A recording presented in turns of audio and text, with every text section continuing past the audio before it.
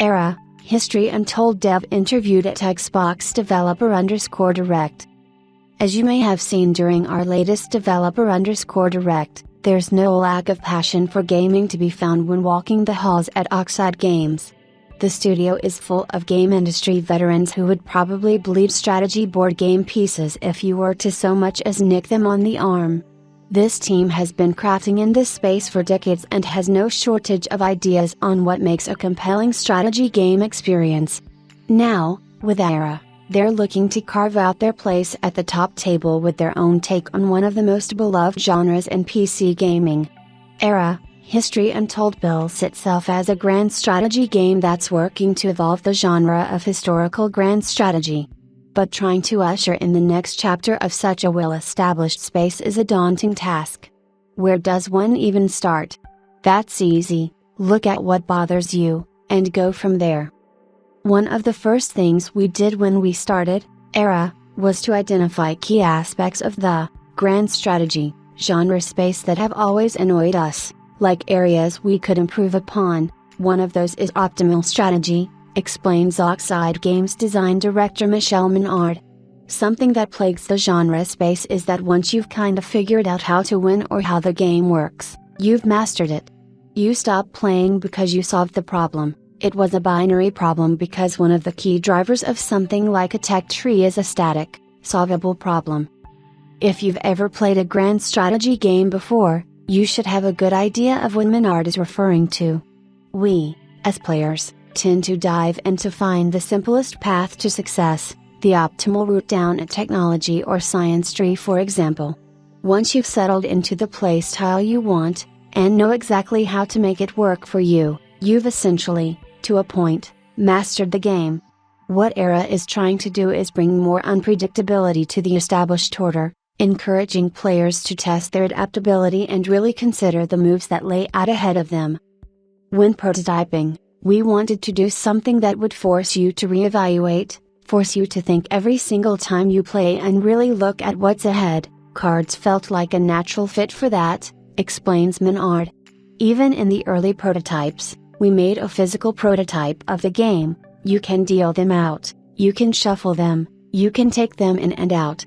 It was an easy metaphor to give the player something to play with every single time and rethink and reevaluate their situation. Coming out of this prototype phase was Era's unique technology system that includes some elements of randomness by factoring in a player's current circumstances. It's not as black and white as picking one card over the other, but I did find this to be an intuitive feature during my hands-on time.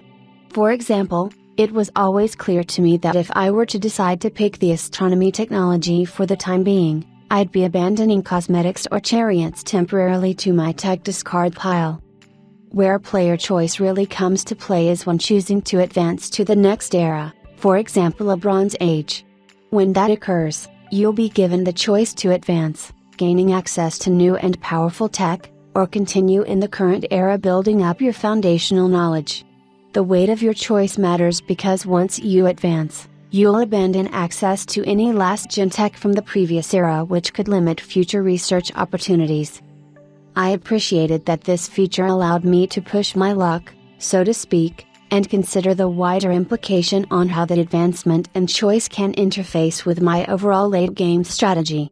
It gave an added weight to my decision, knowing that I must determine which tech to pick from, and, crucially, which to abandon. It's another one of those innovative outside-the-box ideas that Era is bringing to the table that has us eager to watch this team cook. Many of the members of Oxide Games had worked together previously on Civilization games and other titles. But when developing within an existing IP, you can only push the boundaries of what is expected, which is also what makes Era, History Untold such a unique opportunity for players to experience, and developers to create, by being able to break free of that box. I immediately just started writing page after page. Menard enthuses about starting to work on the game, if we could do this and this and this. And put together a prototype pretty much by week 1 on paper. I had manila cards and index cards just left and right flying everywhere. The engineers on staff were a little less thrilled because, they were like, could we do this? The box was gone, and so there was a lot of early discussions about how far is too far. Speaking of boxes, as Menard mentions, the team developed a fully functional board game version of Era, History Untold during the first years of development to help iterate ideas much faster during the prototyping phase, which took about 2 years while the game engine and art were starting to spin up. Fun fact, you can see the team playing the actual board game in the developer_direct video. We had team playtests weekly on that board game, getting people in for 4v4 games, just to see how it was working, how it was pacing, what was fun, what wasn't. So yeah, we've been iterating this thing for a long time. The team developed a fully functional board game version of Era, History Untold during the first years of development. That quick innovation led to another pillar of Era's design, which is a crafting component for its economic system. Crafting is key to training new units and an important component for gaining favor with other nations by creating gifts or establishing trade routes. For example, when I wanted to create another scout during my gaming session, I needed to craft a scout staff, a component needed to create this unit. To speed up the creation of that material, I can do what's called an ingredient buff, increasing the amount of material I'm investing per turn to create the scout staff, thus cutting the time, amount of turns, needed to create the scout. It's another physical way you can tinker with the world of Era that we haven't really seen before in a grand strategy game. Resource management is one of my favorite aspects of the 4X and strategy genre space. I really wanted to give players a new way to key into that and just figure out new ways to play with those resources, and crafting was kind of like a natural jumping off point for this, says Menard. It was like, what if we have two things? You can group them together and make a new thing. And what if we just, instead of having resources that are static, you can create a bunch of new things based on what you can find, on the map, or trade with your neighbors. Another area that Era is innovating on is in how it treats a player's time. Grand strategy games, by their nature, can be very, very long, and sometimes it can be hard to jump back into them after stepping away for a day or two. This is where Era's Act system comes into play, giving players a natural stopping point to return to and an earlier indicator that their current strategy is not working. These acts are broken into 3 phases, 1, 2, and 3, and only the players who have achieved enough prestige, completing quests, advancing their technology, creating cultural masterpieces, etc., by a set determined turn, will be allowed to advance to the next act. The remaining players will be cast off the board, and that includes you. It could seem cruel, but it's a great early check to see if your strategy is going to pay off by saving you from a crushing defeat after an epic gaming session. It sucks so hard to play a 20-hour game to realize that, by the end of it, you lost at hour 2, says Menard. So, it's a kindness to players. Let them build, lose early, and then let them restart anyway.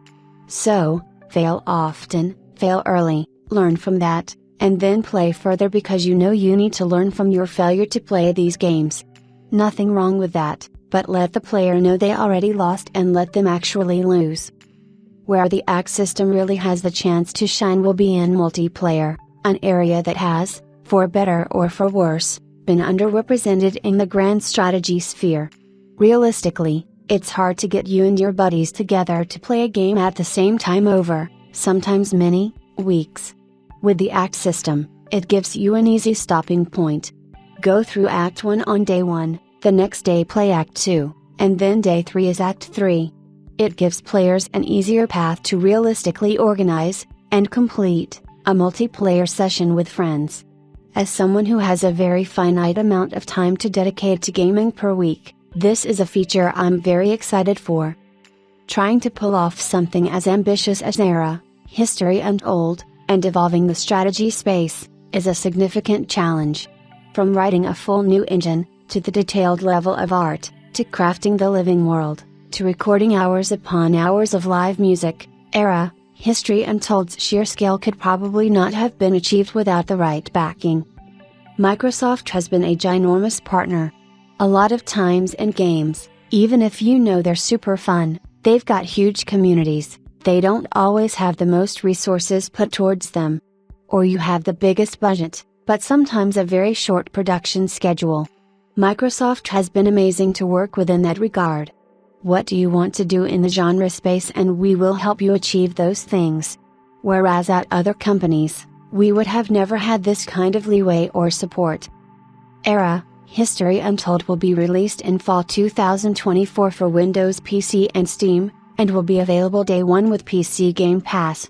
I asked Menard what she thinks about that, being able to have such a ripe community available to dive in and start playing from the day of launch. It's actually a great thing.